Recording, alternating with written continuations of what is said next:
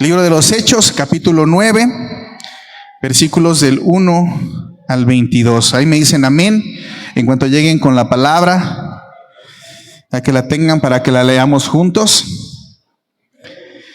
En el nombre del Padre, del Hijo y del Espíritu Santo. Dice la palabra del Señor. Saulo, respirando aún amenazas y muerte contra los discípulos del Señor, vino al sumo sacerdote y le pidió cartas para las sinagogas de Damasco, a fin de que si hallase algún hombre o mujer de este camino, los trajese presos a Jerusalén. Mas yendo por el camino aconteció que al llegar cerca de Damasco, repentinamente le rodeó un resplandor de luz del cielo. Y cayendo en tierra, oyó una voz que le decía: Saulo, Saulo, ¿por qué me persigues? Él dijo: ¿quién eres, Señor? Y la voz le dice: yo soy Jesús, a quien tú persigues. Dura cosa te es dar coces contra el aguijón. Él, Saulo, temblando y temeroso, dijo: Señor, ¿qué quieres que yo haga? Y el Señor le dijo: levántate y entra en la ciudad, y se te dirá lo que debes de hacer. Y los hombres que iban con Saulo se pararon atónitos, oyendo a la verdad la voz, mas sin ver a nadie. Entonces Saulo se levantó de tierra y abriendo los ojos no veía a nadie.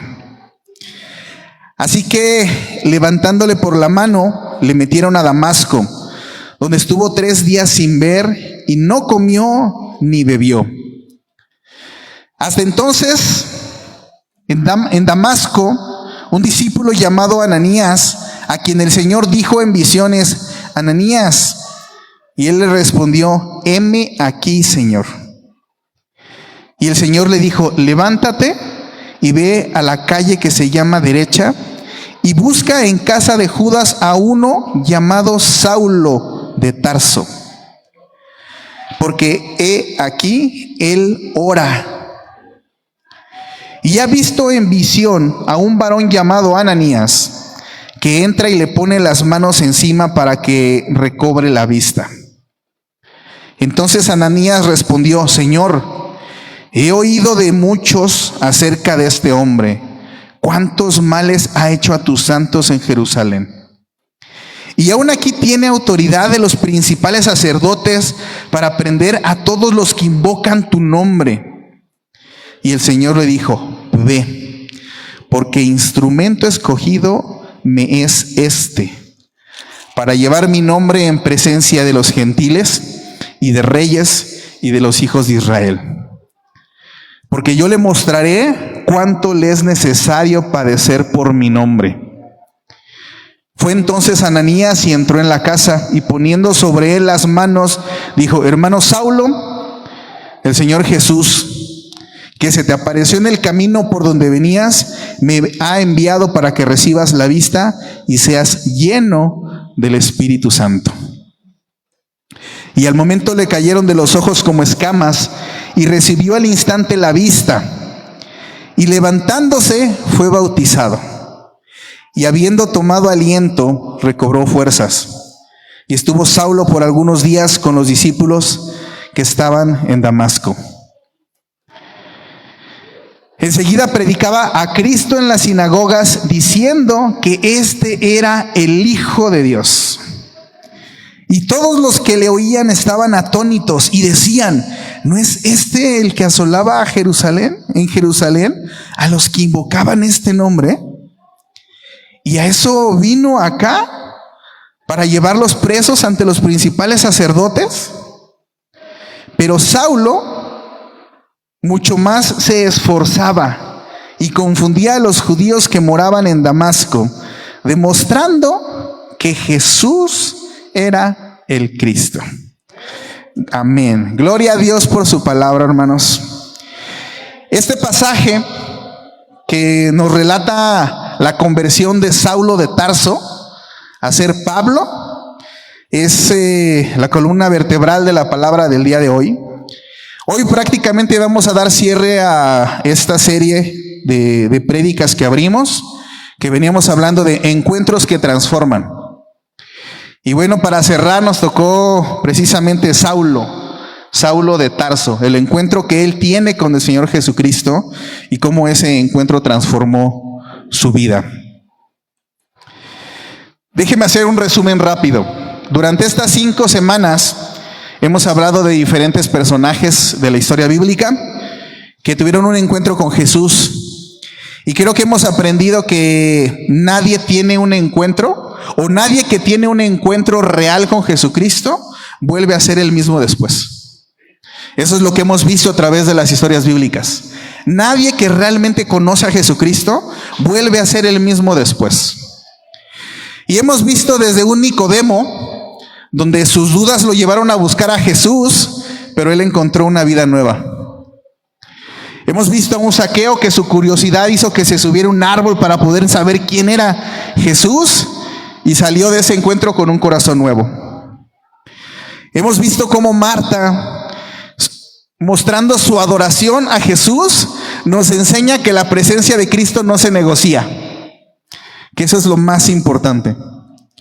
Hemos visto a un Pedro que descubrió que el fracaso no era el final, sino que el final era solo lo que Cristo decía que él era, no sus fracasos. Y apenas hablamos del ladrón en la cruz que encontró esperanza cuando ya lo había perdido todo.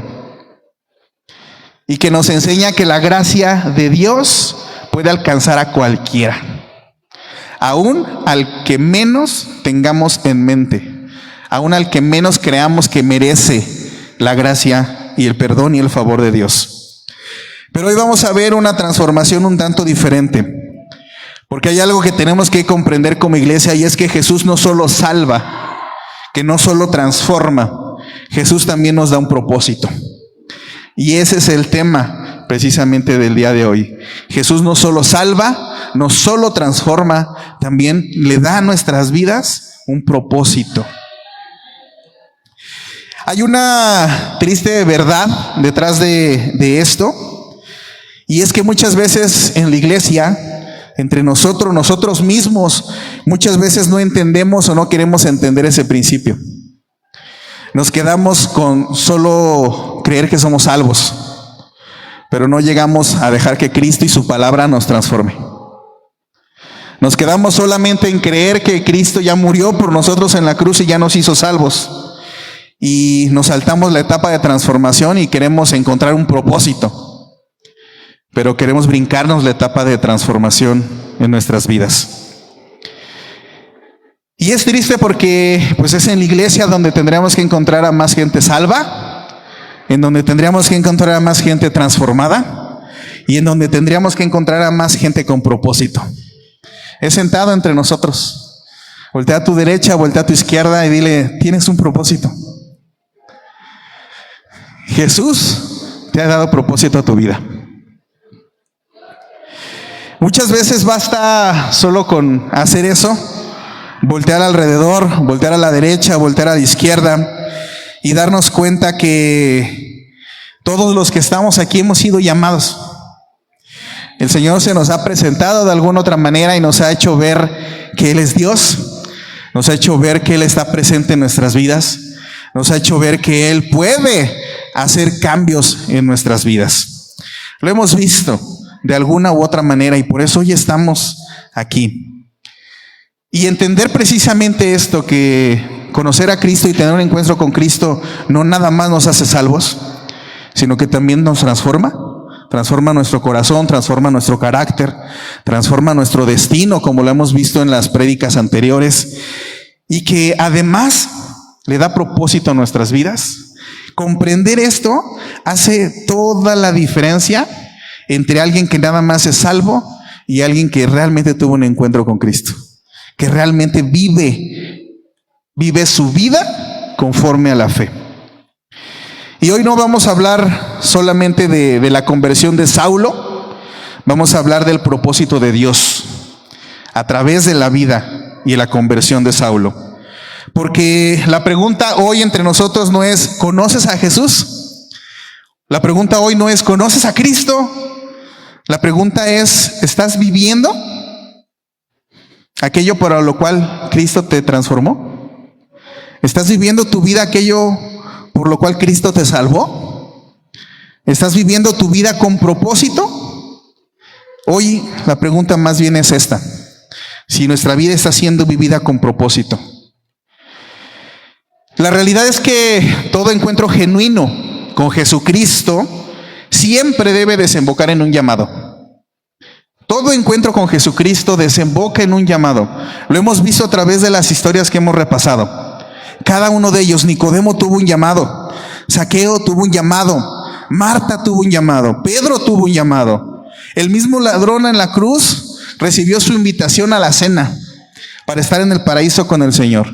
Todos los encuentros que vemos a través de la palabra desembocan sí o sí en un llamado de parte de Dios para que nuestra vida se viva con propósito. Y eso es parte de lo que hoy vamos a ver a través de estas líneas y a través de este pasaje. La realidad es que no existe transformación sin propósito. Si no entendemos o comprendemos un propósito, nuestra vida no va a ser transformada. No existe salvación sin misión. No existe gracia sin responsabilidad. Dios nunca cambia una vida solamente para mejorarla. Dios cambia una vida y cambia tu vida y me ha cambiado a mí para usarte y usarme para su reino. Y quiero que analicemos este pasaje, esta historia, en 4 puntos. Solo 4 puntos. El primero, Jesús ve en ti lo que nadie más puede ver. Jesús ve en ti lo que nadie más puede ver. En el pasaje que acabamos de leer, Hechos 9 del 1 al 5, nosotros podemos ver que cuando escuchamos el nombre de Pablo, pues más antes de irnos al análisis, cuando nosotros escuchamos hoy en día, el nombre de Pablo, ¿qué se nos viene a la mente? El apóstol, ¿no? ¿Qué se nos viene a la mente? Aquel hombre que escribió más del 70% del Nuevo Testamento. Las 13 cartas paulinas que forman parte del Nuevo Testamento fueron escritas por Pablo.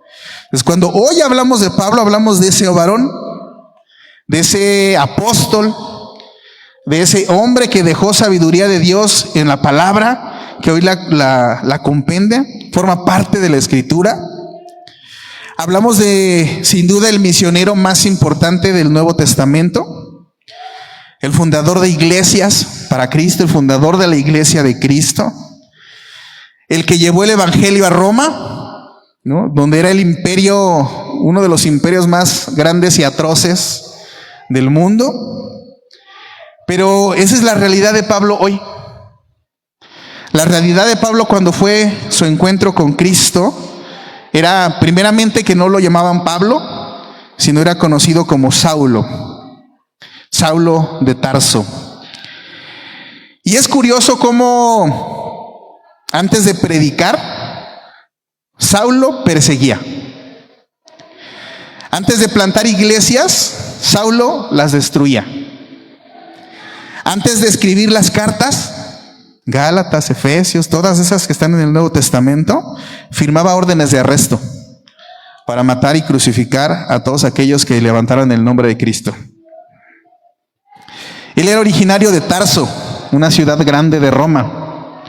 Fue educado por Gamaliel, uno de los maestros judíos más respetados de la época. Él conocía perfectamente la ley de Moisés. Era además brillante, disciplinado, celoso de la Escritura, era religioso entre los religiosos. La verdad es que hoy podemos hablar de Pablo y lo hacemos hasta con gozo en el corazón, porque forma parte del legado de la palabra de Dios. Sin embargo, los cristianos de su época pronunciaban su nombre con temor. Si decían que Saulo había salido del templo, era de cuidado y de esconderse, al menos para los seguidores de Cristo. Eso es lo que representaba el nombre de Saulo para aquellos en esa época. La verdad es que él salía del templo y la iglesia temblaba, porque era quien los iba a perseguir y los iba a llevar a la muerte. Él ciertamente respiraba amenazas, vivía convencido de que estaba haciendo la voluntad de Dios. Y si hubiéramos sido de esos cristianos que vivían en esa época y alguien se nos hubiera acercado a preguntarnos quién creen que sea el más grande misionero de la iglesia de Cristo, yo creo que me atrevería a decir que ninguno de nosotros nos hubiéramos atrevido a decir que Pablo. Hubiéramos volteado a ver a lo mejor a los discípulos cercanos de Cristo, pero ninguno de nosotros nos hubiéramos atrevido a decir, Pablo va a ser el nuevo o el más grande misionero de la obra de Dios. Sin embargo, tenemos que comprender que Dios no solo ve a las personas, no solo ve los errores que han cometido, no solo ve la condición en la que están viviendo. Dios ve más allá. Dios ve un propósito en tu vida. Dios vio un propósito en tu vida. Y por eso es que Él te llama. No por los méritos que hayamos acumulado, porque si nos analizáramos a través de la Escritura, creo que todos caeríamos en ese versículo que dice, porque todos hemos pecado y hemos sido destituidos de la gracia de Dios. Ahí es donde caeríamos a través de la Escritura. Y ahí es donde caeríamos a los ojos del mundo.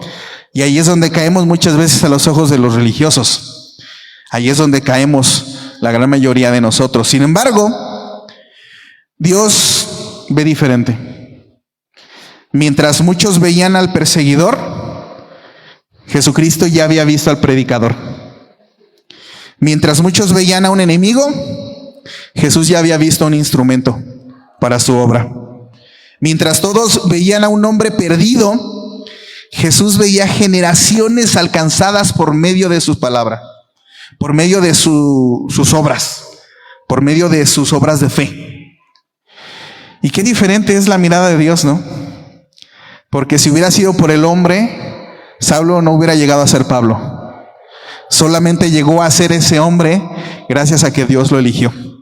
Gracias a que Cristo le dijo, ven, porque ahora te va a ser necesario contar sobre mí y testificar sobre de mí. Quizás muchos de nosotros hemos caído en esa trampa del mundo. Hemos dejado que el mundo nos etiquete.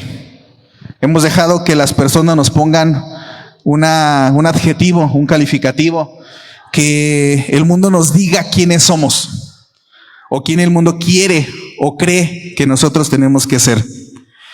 A lo mejor el mundo nos ha etiquetado como la divorciada, como el adicto, como el fracaso, como la que nunca termina nada, como el problemático, como la oveja descarriada. Y hemos caído en ese error y hemos dejado que el mundo nos ponga una etiqueta conforme a lo que el mundo ve. O cualquiera que nos ponga una etiqueta. Le hemos creído más a esa persona que a lo que Dios dice de ti, que a lo que Dios ha dicho que tiene tu vida como propósito para Él. La realidad es que cuando Cristo nos mira, Él no consulta el pasado como viendo un expediente. Él solamente ve el futuro y el propósito que Él tiene para tu vida.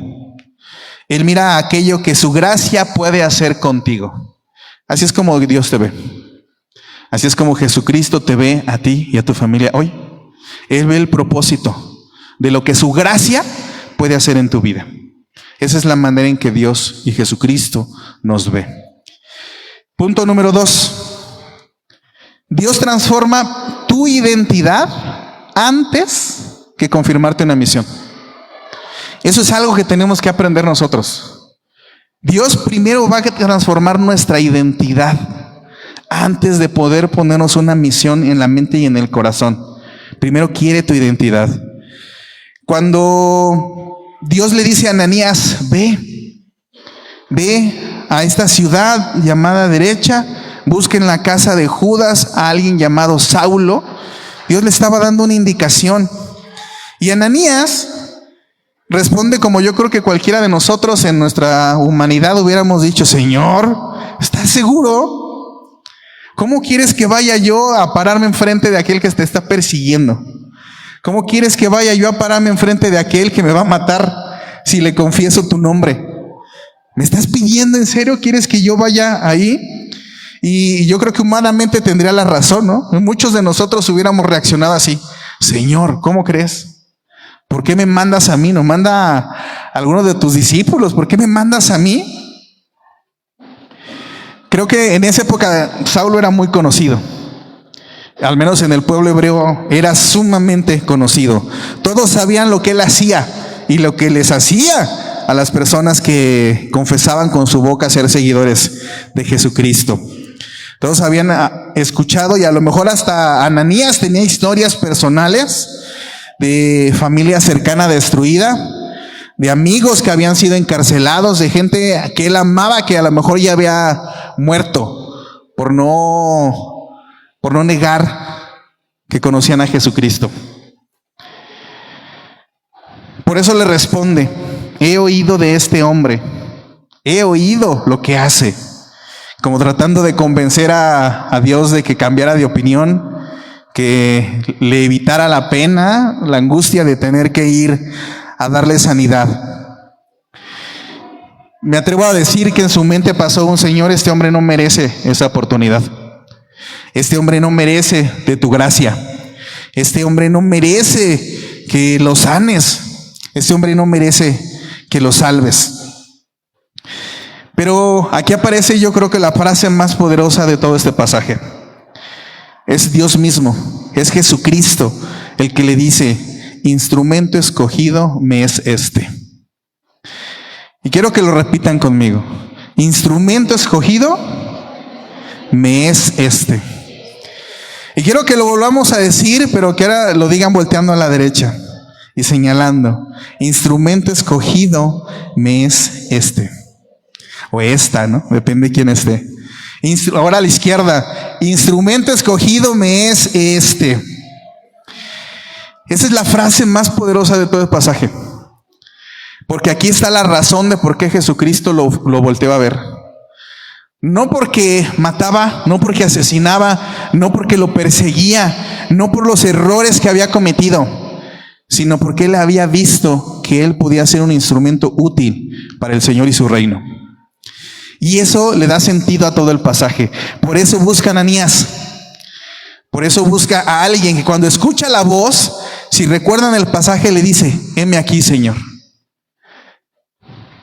Esos son los que son discípulos. Los que cuando escuchan el llamado de Dios: Saulo, Saulo, dicen: heme aquí, Señor. ¿Para qué te sirvo? Y por eso buscó a Ananías para poder llevar él la gracia de Dios hacia Saulo.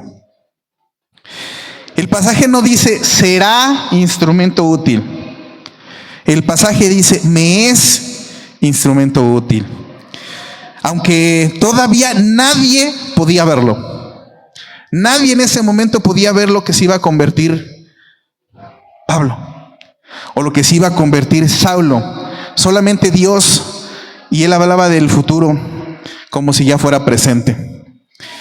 Todavía todos estaban viendo el pasado, todos estaban viendo a Saulo, pero Cristo ya estaba viendo a Pablo, y Cristo ya estaba viendo el propósito que Pablo iba a cumplir para su reino. Y eso solo me lleva a una frase que es: qué extraordinaria es la gracia de Dios. Qué extraordinaria es la gracia, porque va por encima de todo nuestro entendimiento. Aquel que tú y yo hubiéramos desechado, por el cual tú y yo a lo mejor no nos hubiéramos atrevido a acercarnos a orar por él y a pedirle que reconociera a Cristo, siendo que te hubiera matado, Cristo ya lo había visto diferente. Y ese es lo extraordinario de su gracia. Quiero que imaginemos por un segundo la escena. El hombre que hace unos días quería encarcelar cristianos, ahora necesita que un cristiano ore por él. ¿Cuántas veces no nos hemos encontrado eso? Aquellas personas que nos ningunean, ¿no? Que nos dicen aleluyos, que nos echan de menos por buscar a Cristo, y muchas veces terminan acercándose: ¿oras por mí? porque saben que uno está más cercano a la palabra y está más cercano en esa comunión con Dios. Y ese hombre fue Saulo. Fue el que perseguía y mataba a cristianos, y en ese momento necesitaba que fuera un cristiano cercano y en comunión con Dios que se acercara a orar por él. El perseguidor ahora dependía de aquel al que perseguía. Y eso solamente lo puede hacer Dios. Eso solamente lo puede hacer Dios. Porque cuando Cristo transforma una vida, rompe completamente la vieja identidad. Eso es lo que pasa cuando Cristo te elige. Él rompe completamente la vieja identidad. Ya no hay más Marcos del pasado. Ahora es Marcos, el Hijo de Dios. Ya no hay más Brandon, David, Ricardo, Ale. Ya no hay más Isa del pasado. Ahora es Isa, la hija de Dios, y con el propósito que Dios pone sobre tu vida. Ese es el cambio de identidad que hace Dios primero antes de ponerte una misión. Primero te cambia la identidad a hijo. Primero te cambia la identidad a perdonado. Primero te da la identidad de salvo, para que entonces pueda venir a ti la palabra de Dios y poner en tu vida, en tu mente y en tu corazón un propósito. Saulo, después de esto, deja de ser conocido por lo que él hacía, y ahora empieza a darse a conocer por a quién sirve. En el pasaje alcanzamos a leer al final que él inmediatamente se bautiza, que él inmediatamente sale a la calle y empieza a predicar de Cristo, y la gente se asombra. Dice, ¿qué no es este el que el día de ayer estaba matando cristianos? ¿Qué no es este el que el día de ayer estaba buscando en las sinagogas quién confesaba a Cristo para llevárselo y matarlo? Y hoy está diciendo Cristo vive, y hoy está diciendo Cristo cambia, y hoy está diciendo Cristo salva. Él ahora empieza a darse a conocer por a quién sirve. Y aquí hay una enseñanza enorme para nosotros como iglesia. Muchos cristianos quieren descubrir sus dones, sus talentos, pero no se han atrevido a permitir que Dios transforme primero su identidad. Vivimos tiempos en donde la gente pregunta, ¿cuál es mi ministerio? ¿En dónde puedo servir? ¿Cuáles serán mis dones que pueda poner al servicio de mi Señor? Pero primero, antes de eso, tenemos que preguntarnos, ¿quién soy yo en Cristo? Y tenerlo claro. ¿Quién soy yo en Cristo? ¿Cuál es mi identidad en Cristo? ¿Por qué Cristo me eligió? ¿Instrumento útil para qué? En el reino de Dios. Un ministerio nunca va a sustituir una identidad. Y a veces si nosotros empezamos a caminar pensando que ese es nuestro llamado, nos vamos a alejar de construir primero una identidad de hijos con Dios. Tiene que ser primero la identidad. Primero tenemos que identificarnos salvos, justos, para poder después servir a nuestro Señor. Un peligro que es muy latente en nuestras nuevas generaciones, en nuestros tiempos, es que hay personas que buscan plataforma, que buscan visibilidad pero sin proceso, que quieren un micrófono pero sin cambiar antes su carácter, que quieren ser influencers o influencia pero sin obedecer la palabra, que buscan tener un ministerio pero sin intimidad primero con Dios. Y así no se construye en el reino de Dios. Nosotros a veces queremos caminar al revés. Primero, Dios busca formar el corazón. Y eso es lo primero que el Señor busca. Formar y transformar tu corazón. Después de que ya tenemos un corazón conforme al de Dios, entonces se entrega la responsabilidad. Primero busca desarrollar el carácter. Después te entrega un ministerio. Porque el talento a lo mejor sí puede abrir puertas. Y eso lo vamos a ver en muchos lados. Hay gente con mucho talento a la cual se le abre la puerta, pero solamente el carácter de Dios nos va a mantener en la posición. Solamente en que desarrollemos en nosotros el carácter de Dios nos va a permitir servirle como realmente le agrada.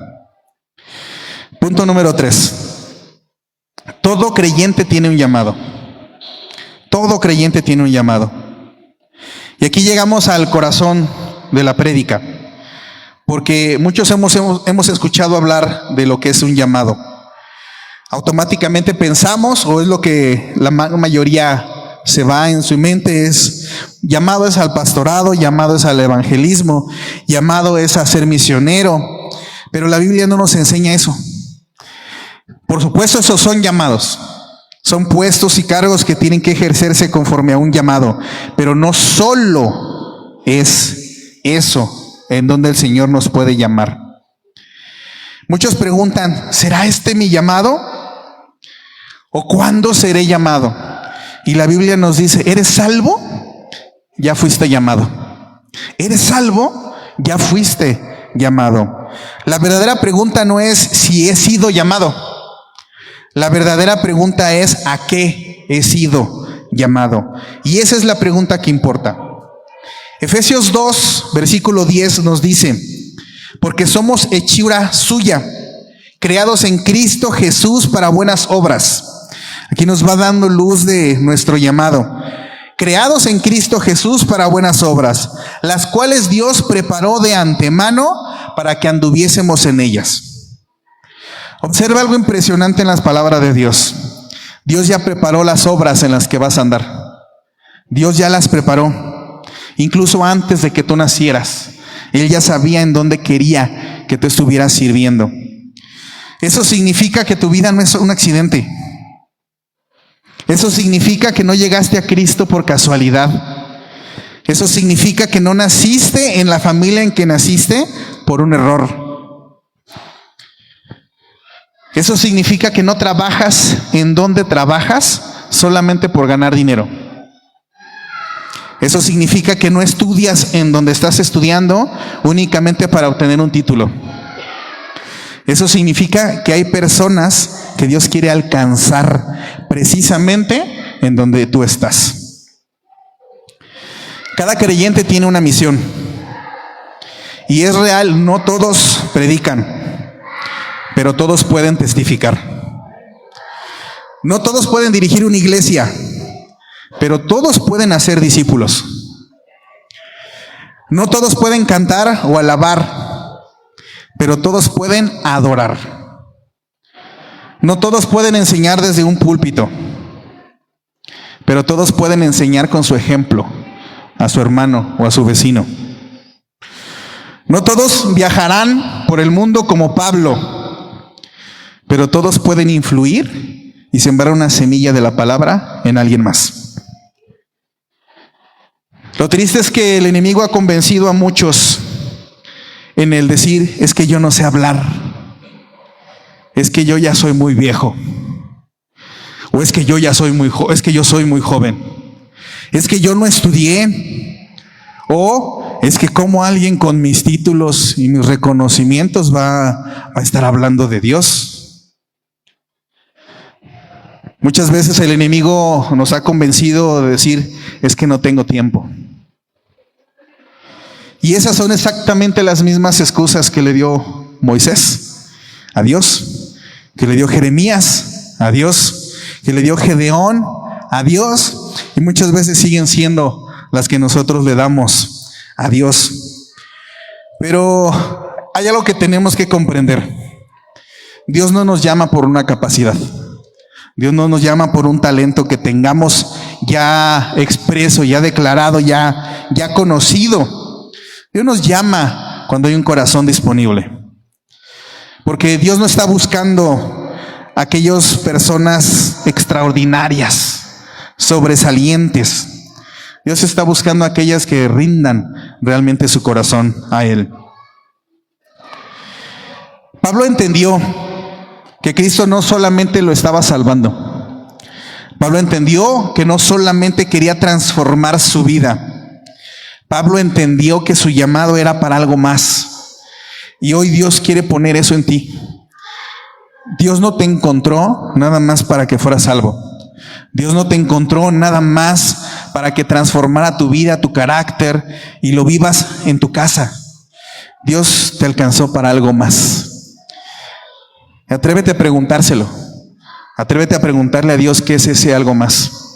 ¿Para qué me has traído, Señor, ante ti? Esta frase puede cambiar la vida de cualquier creyente. No solamente fui salvado de algo, fui salvado para algo. Tal vez en nosotros han pasado muchos años en los que hemos estado sentados en la banca, en que venimos domingo a domingo a la iglesia, en que escuchamos la palabra, incluso que amamos al Señor, pero nunca le hemos preguntado, ¿para qué me salvaste? ¿Para qué me encontraste? ¿Qué propósito hay detrás de mi salvación? Quizás Dios quiere usarte y quiero dar varios puntos. No quiere decir ni que sean todos, ni que sean los únicos. Pero quizás Dios quiere usarte para discipular. Quizás Dios quiere usarte para enseñar a los niños. Quizás Dios quiere usarte para servir. Quizás Dios quiere usarte para abrir un grupo de estudio en casa. Quizás Dios quiere usarte para evangelizar a tus vecinos. Quizás Dios quiere levantar una nueva generación desde ti. Quizás solamente para sostener a misioneros que están afuera en la calle dando la vida por Cristo. Quizás Dios quiere usarte para restaurar matrimonios. Quizás Dios quiere usarte para rescatar jóvenes. Quizás Dios quiere usarte para interceder por los demás. Quizás Dios quiere usarte para influir en las personas de tu empresa y de tu trabajo. Quizás Dios quiere usarte para alimentar al hambriento. Quizás Dios quiere usarte para orar por los enfermos. Quizás Dios quiere usarte para vestir el que no tiene que vestir. Y así me podría seguir, yo creo que 1 o 2 horas, citando todos los ejemplos que en la palabra hay de cómo Dios quiere y puede usarnos. Ejemplos hay muchos. Y no necesariamente un llamado es al pastorado, a las misiones o al evangelismo. A veces nada más se trata de extender la mano al necesitado. Y ese puede ser tu llamado. El llamado no siempre comienza detrás de un púlpito. No siempre comienza detrás de un púlpito. A veces comienza en la calle. A veces comienza en una esquina en donde nadie se quiera acercar. En donde se juntan los que huelen mal, los que no tienen casa, los que se están drogando. A veces el llamado empieza allí, con ellos, hablándoles a ellos de que hay un Dios que los conoce y que los quiere salvar y que lo necesitan. No siempre empieza detrás de un púlpito. Muchas veces comienza detrás de una puerta, la cual tú cierras cuando buscas un espacio de intimidad y en donde te derramas a Dios en oración y en alabanza. A veces ahí empieza ese llamado. Pero hay algo que es importante que todos tenemos que comprender. El propósito de Dios siempre va a ser más grande que tus limitaciones. Siempre va a ser más grande el propósito de Dios que tus limitaciones. Así que no dejes que tus limitaciones cuarten el propósito que Dios tiene para ti. Saulo ya entendió quién era Cristo. En ese encuentro él comprendió quién era Cristo. Él entendió quién era Él y recibió un llamado. Pero aún faltaba que él tomara la decisión. Porque descubrir nuestro propósito no necesariamente implica que lo vamos a vivir. Hay muchas personas que han recibido palabra, que han recibido la indicación de parte de Dios. Tu llamado está en sanar, tu llamado está en curar, tu llamado está en orar, tu llamado está, y han recibido palabra por parte de Dios en cuál es su llamado. Pero a veces se han resistido a querer vivirlo en su vida. Muchas veces eso es lo que nos hace falta, tomar la decisión como Saulo lo hizo en ese momento. Me quiero ir al punto número 4.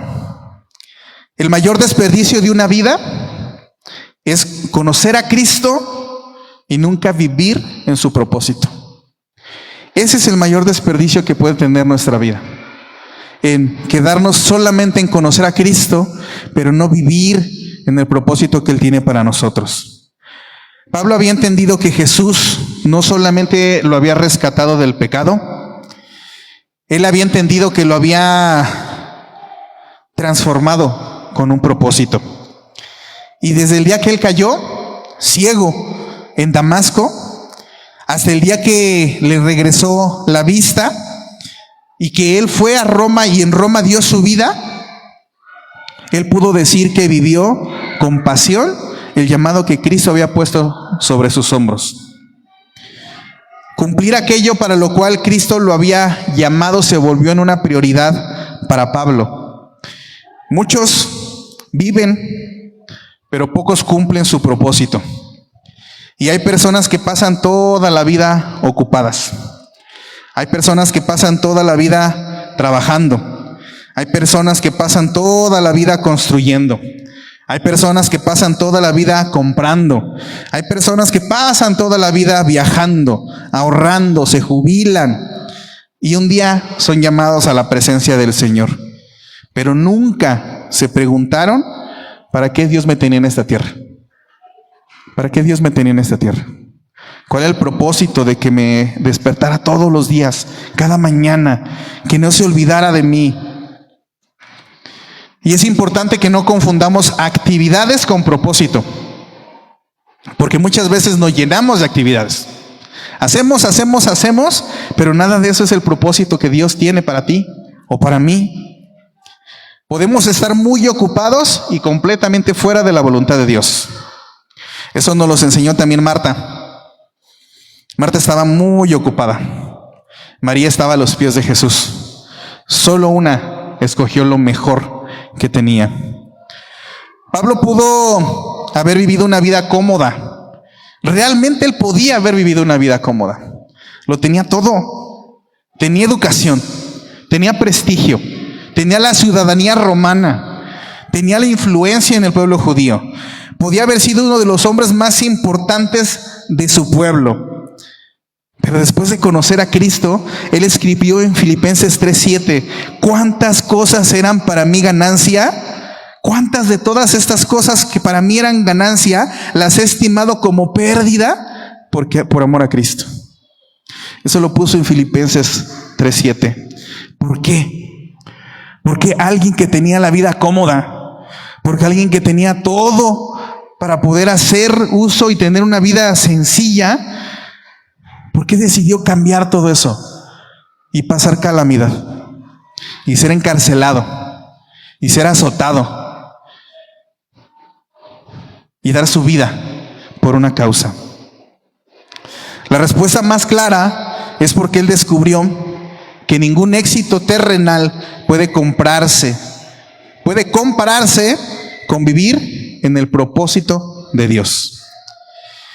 La realidad es que hoy en día el enemigo no necesita destruirnos, no necesita hacernos caer en pecado, no necesita hacer que resbalemos. Muchas veces le basta con mantenernos ocupados, muchas veces le basta con mantenernos distraídos, y esa puede ser su estrategia y una de las más peligrosas que el enemigo puede hacer: llenarnos de cosas para que no podamos hacer lo que Dios quiere.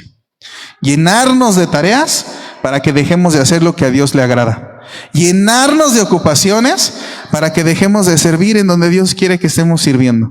Llenarnos de tantas y tantas ocupaciones que dejemos de vivir una vida con propósito.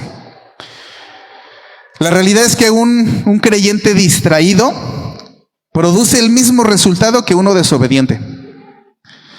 Y sé que suena fuerte, pero un creyente distraído produce exactamente el mismo resultado que uno desobediente. Ambos dejan de vivir en el propósito de Dios, los dos.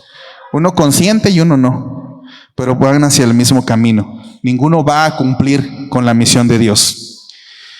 La realidad es que hay cristianos que aman a Dios. Sí existen. Habemos cristianos que amamos verdaderamente a Dios. Y aún entre los que aman a Dios, también hay los que lo aman pero no lo sirven. También hay los que nunca se disipulan. Lo aman, pero nunca se disipulan. Lo aman, pero nunca evangelizan. Lo aman, pero nunca desarrollan los dones que Dios le dio para poder ser de bendición. Y a veces pasan los años esperando el momento perfecto, esperando que llegue el momento. Y ese momento nunca llega. El mejor momento para responder al llamado de Dios siempre es hoy. Ese es el mejor momento. Nunca dejarlo para después. Pablo, nosotros podemos ver el final de su historia. Podemos ver el final de su caminar. Podemos decir que él terminó bien. Y en sus escritos, en sus cartas, podemos leer, por ejemplo, en 2 de Timoteo 4:7, que él mismo dice: he peleado la buena batalla, he acabado la carrera, he guardado la fe. Él mismo en sus últimos tiempos, una de las últimas cartas que Pablo escribe, le estaba diciendo a su discípulo Timoteo: yo he peleado la batalla hasta mi último aliento. He logrado terminarla, manteniendo mi fe. Lo que llenaba el corazón de Pablo era saber que él había terminado la carrera que Dios le había asignado. No la que él propuso conforme a su voluntad, sino la que Dios le había asignado. Y ese debería de ser el deseo de todos los creyentes, de todos nosotros. Ese debería de ser un anhelo de nuestro corazón. Poder llegar a la presencia de Dios y decirle: Señor, estoy aquí con la cara en alto de poder decirte: he peleado la buena batalla. He llegado hasta el final y he mantenido mi fe. He sido persistente en tus enseñanzas y me he guardado y me he apartado para ti. Ese debería ser un anhelo en nuestro corazón. No llegar al cielo simplemente salvo, sino llegar diciendo: Señor, terminé la carrera que tú me encomendaste. Terminé la carrera que tú me encomendaste. Y bueno, como conclusiones, en esta serie de prédicas que han sido 6, hemos visto encuentros extraordinarios. Vimos cómo Nicodemo nos enseñó que el ser religioso, la religión, nunca va a reemplazar un nuevo nacimiento y nunca va a reemplazar una cercanía y una comunión con Dios. Eso nos enseña Nicodemo. Zaqueo nos enseñó que un corazón transformado produce más vidas diferentes. Marta y María nos enseñaron que la presencia de Cristo debe ser nuestra prioridad. Pedro nos enseñó que el fracaso nunca tiene la última palabra, sino que la última palabra es lo que Dios dice. Eso nos enseñó Pedro. El ladrón en la cruz nos enseñó que la gracia alcanza a quien Dios quiere en el momento y el lugar que Dios quiere.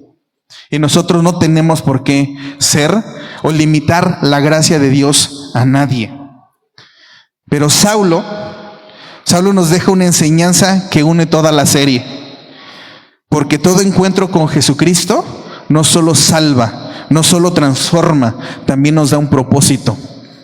El encuentro con Cristo tiene que producir esas 3 cosas en nosotros: la certeza de nuestra salvación y el cambio de nuestra identidad a ser hijos. La transformación de nuestra vida conforme a la santificación, es decir, apartarme para vivir para Dios. Gradualmente, ir entregando mi vida, apartarme para Él. Y a tercera, encontrar un propósito de mi vida para servirle a Dios. Todo encuentro genuino y real con Jesucristo conduce ineludiblemente a las 3. Una nueva identidad, una transformación de nuestra persona y un propósito del por qué seguimos vivos. Jesús no encontró a Nicodemo solo para que naciera de nuevo. Jesús no encontró a Zaqueo solo para perdonarlo. Jesús no restauró a Pedro solo para consolarlo. No alcanzó a Saulo solo para salvarlo. A todos los encontró para hacerlos parte de su misión. A todos. Y lo mismo ocurre contigo y conmigo. Jesús quiere exactamente lo mismo que quiso para Marta y María, que quiso para Pedro, que quiso para Nicodemo, que quiso para Saulo. Así que quiero que por un momento te olvides de los afanes, los problemas, todo lo que allá afuera puede estar aguardándonos al momento de salir. Y quiero que no pienses en nadie más, solamente en ti, en tu vida. Y hazte una pregunta: ¿estoy viviendo para aquello por lo cual Cristo me encontró? Cuestiónatelo. ¿Estás viviendo para cumplir con aquello por lo cual Cristo te salvó? ¿Estás viviendo una vida con propósito? Y hacerte una invitación. No te acerques a la iglesia, a los pastores, a algún líder preguntando, ¿qué hace falta? Mejor pregúntate qué Dios espera de ti. No preguntes si te das cuenta que algo hace falta. No preguntes, oiga, ¿lo puedo hacer? Más bien pregúntate, ¿querrá Dios que lo haga yo? ¿Por eso me lo revela? Si algo falta, si falta la oración, si falta limpieza, si falta algo, ¿querrá Dios que yo lo haga? ¿Me estará llamando? ¿Por eso me lo muestra? Quizás lleves años sentados. Quizás lleves años escuchando sermones. Quizás llevas años recibiendo bendiciones. Pero hoy quiere decirte algo. Es tiempo de caminar. Y caminar en el propósito por el cual Dios te llame. Tal vez Dios nos ha llamado a enseñar. Tal vez nos ha llamado a discipular. Tal vez nos ha llamado a servir. Tal vez nos ha llamado a evangelizar, a restaurar los matrimonios, a levantar a los jóvenes, a abrir un grupo de oración en casa, a iniciar un nuevo ministerio.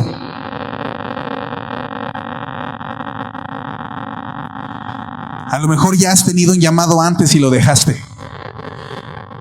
Y el llamado sea a regresar a lo que ya sabes que Dios te ha pedido que hagas. Y muchas veces no sabemos cuál es el llamado o el ministerio de cada uno de ustedes. Pero sí sabemos que Dios nunca llama a alguien para dejarlo sentado.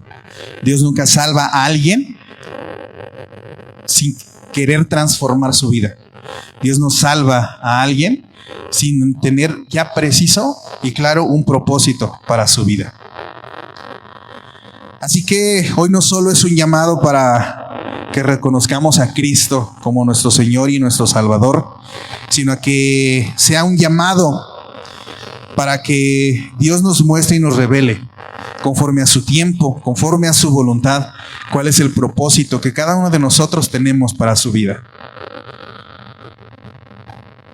Muchas veces hay personas que sienten que tienen un llamado, pero también tienen miedo.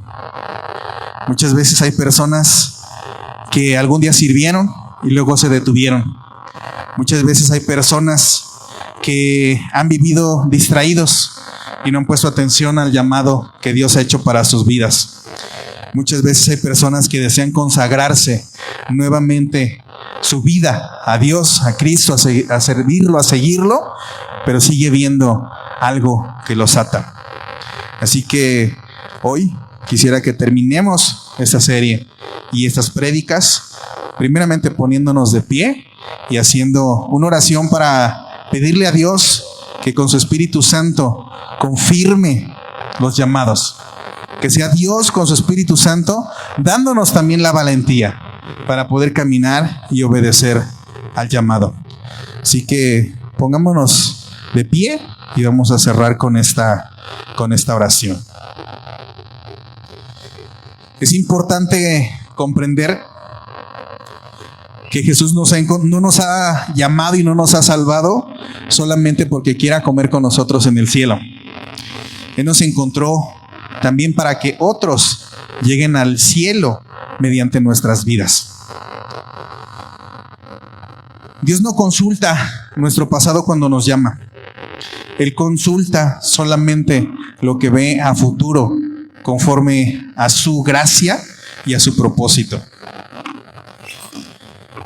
El llamado de Dios siempre va a ser más grande que cualquier limitación. El llamado de Dios siempre va a ser más grande que cualquier miedo y que cualquier temor que podamos tener. La realidad es que no fuimos salvos solo para venir a calentar una banca. Fuimos salvos para ocuparnos de una tarea para el reino de Dios. Y lo importante es que Él nos la deje saber, que Él nos diga: ¿en dónde te sirvo, Señor? El mayor fracaso muchas veces no es caer, no es resbalarse en el camino, es llegar al final de la vida sin haber vivido el propósito de Dios. Así que quiero cerrar con una última frase. No solamente fuiste salvado de algo, que tú y yo sabemos bien de qué. Tú y yo sabemos bien de qué nos ha salvado el Señor. También fuimos salvados para algo. No solo de algo, también para algo. Así que vamos a orar. Padre, te damos gracias, Señor.